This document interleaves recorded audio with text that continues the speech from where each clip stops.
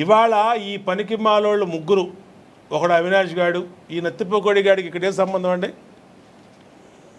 వీడికి ఒక లెటర్ చదవటం రాదు, తత్తదా బత్తదా అంటాడు వీడు. నా గురించి మాట్లాడతాడు. వీడు తినేది రక్తపు కూడు. వీళ్ళ బాబు సంపాదించినంత సెటిల్మెంట్ల డబ్బులు ఎక్కడి నుంచి వచ్చినాయి వీళ్ళకి? కాంప్లెక్స్లు, ఎకరాల భూములు, ఇవాళ బీసెన్ రోడ్లో కాంప్లెక్స్ ఎక్కడి నుంచి వచ్చినాయి వీళ్ళకి? ఏ వ్యాపారం చేసావు చెప్పు?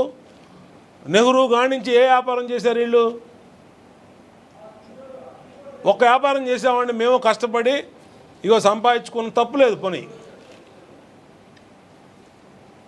ఏ వ్యాపారం చేశారు మీరు? చేయలే.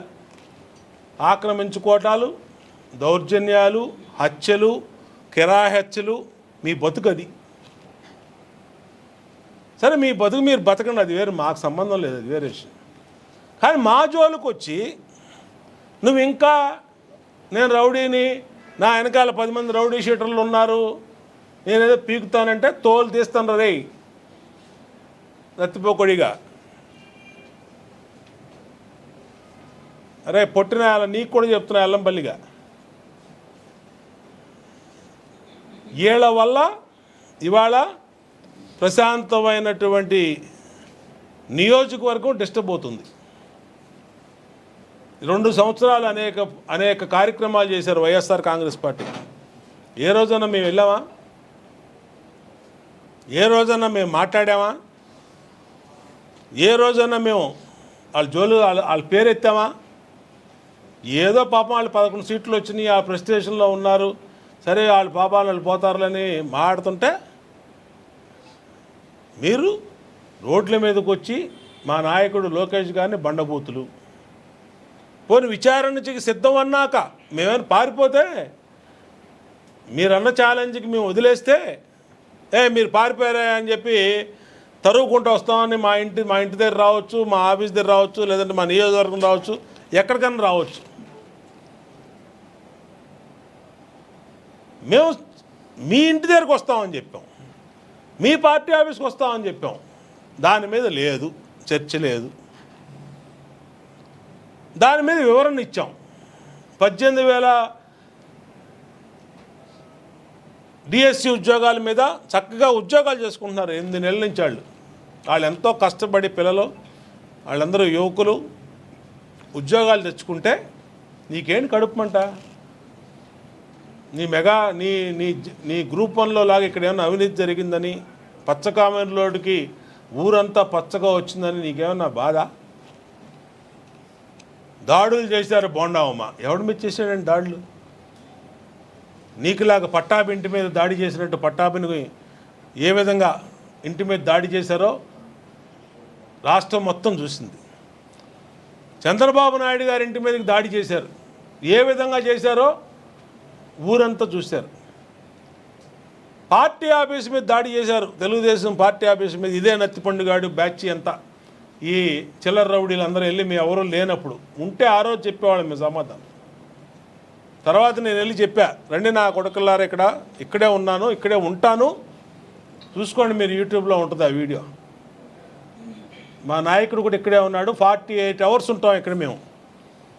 మీ గవర్నమెంట్ మీ చేతిలో ఉంది, పోలీసు మీ దగ్గర ఉన్నారు, రౌడీలు మీ దగ్గర ఉన్నారు, కార్యకర్తలు ఉన్నారు, 154 మంది ఎమ్మెల్యేలు ఉన్నారు, రండి చూసుకుందామని చెప్పా. ఒక్కటి రాలా.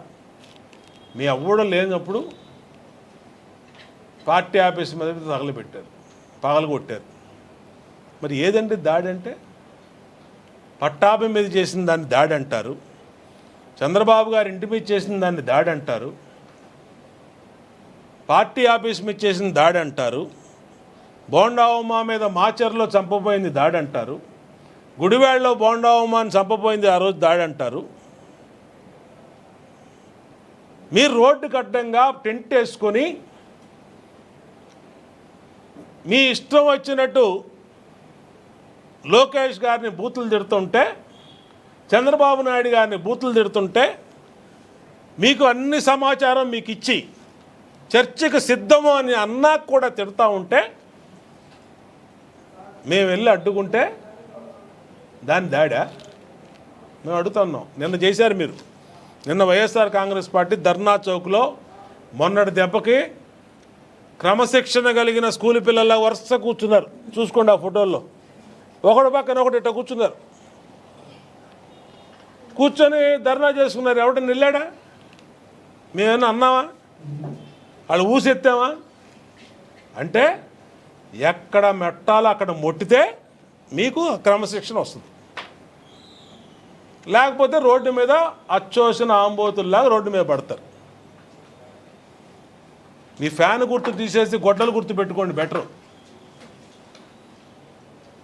గొడ్డల పార్టీ అని ఎలాగో ప్రజలు అంటున్నారు, గొడ్డలు గుర్తు పెట్టుకోండి. హ్యాపీగా మీ పని మీరు చేసుకోండి. మేము ఏదైనా తప్పు చేసామంటే ప్రతిపక్షంగా మీరే ఎత్తి చూపించండి, తప్పులేదు. కానీ ఏమీ లేని దానికి ఆగం చేసి కులాల పేరు, మతాల పేరు, మెడలు ఉంచుతా, కాళ్ళు ఉంచుతా, కాళ్ళు ఎరగొడతా. ఆడంటాడట ఎవడో నత్తిపండుగాడు తెత్త అనుకుంటా, మేము అధికారంలోకి వస్తే కాళ్ళు పట్టుకున్నా వదలం అన్నాడు. అరే బాబు, నువ్వు ఇప్పుడు కాళ్ళు పట్టుకున్నా నేను అనుకుంటే బోండావు మా కాళ్ళు పట్టుకున్నా ఒక్క క్షణం పట్టదు నిన్ను వదలకుండా ఉరికిచ్చి ఇచ్చేయటానికి. గుర్తుపెట్టుకో. గుణదలు రావడం మాకు సమస్య కాదు. నువ్వు ఎక్కడ పట్టుకుంటే ఎక్కడ కనబడి పట్టుకోవడం మాకు సమస్య కాదు. మేము అనుకుంటే నువ్వు ఎంతరా, నీ బతుకెంత? నేను రౌడీజం చేశాను. రౌడీజం చేస్తే నువ్వు ఉంటావు, తిరుగుతావు బయట? నువ్వు స్వేచ్ఛగా ఇలాగ వస్తావా?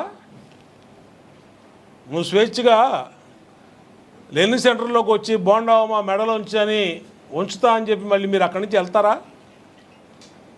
కాబట్టి బోండావమా ఎప్పుడు పద్ధతిగా ఉన్నాడు.